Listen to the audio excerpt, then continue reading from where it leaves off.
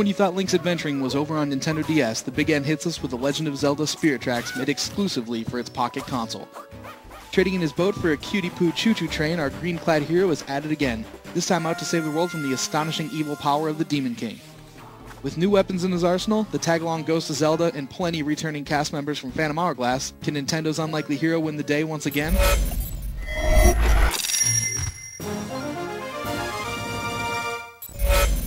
At first glance, The Legend of Zelda Spirit Tracks is an almost carbon copy of the Phantom Hourglass formula.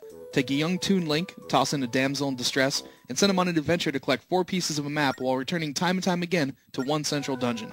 In this case, the Tower of Spirits. Dig a little deeper though and you'll find an adventure all its own, filled with plenty of rewarding moments and fresh new concepts. Players will encounter returning tools intermixed with new inclusions, so for every boomerang toss and shot from your bow and arrow, you'll be blowing into the microphone to send out tornadoes, or snapping a snake whip to traverse gaps and solve puzzles. Sitting at front and center of the new design, though, is the new Spirit Flute, a magical musical instrument used to return power to depleting spirit tracks around the land. This new innovation is a great example of how to use touch and microphone together, as you literally slide around the pan flute and blow in it to play a virtual instrument. The concept is fresh, and the execution is really rewarding. With more functionality and diversity than Zelda's famous Ocarina, players may find themselves quickly falling in love with what Spirit Tracks has to offer.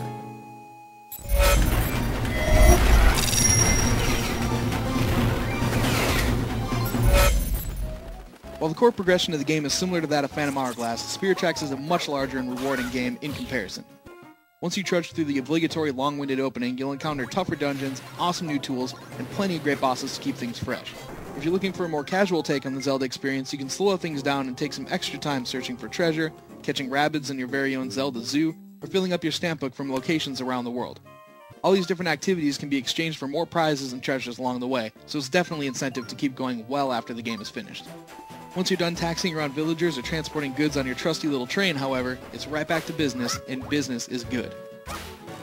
Towering 2-screen bosses make a return for Spirit Tracks, as TS Zelda again delivers some of the best bosses in franchise history. And while some people may roll their eyes at the return of all-touch gameplay and the amount of microphone use, there's no denying the simple pleasures you get from executing such rewarding interactions. Every once in a while you'll encounter a small hitch in gameplay, such as rolling when you don't mean to, or moronic AI, especially when you're dealing with your new partner Zelda. But the good far outweighs the bad in what is one of the most refreshing and original Zelda experiences to date.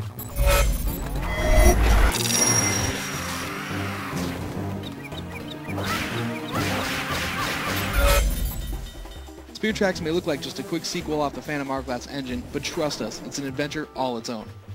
With over 25 hours of play, all new tools and puzzles, and some of the best dungeons and boss fights in recent memory, Spirit Tracks not only usurps its DS predecessor, but is also filled with dozens of classic moments worthy of the Zelda name. You'll have to deal with a few long-running sequences or needlessly complicated side missions from time to time, but there's no denying Spirit Tracks' rightful place among the Zelda greats.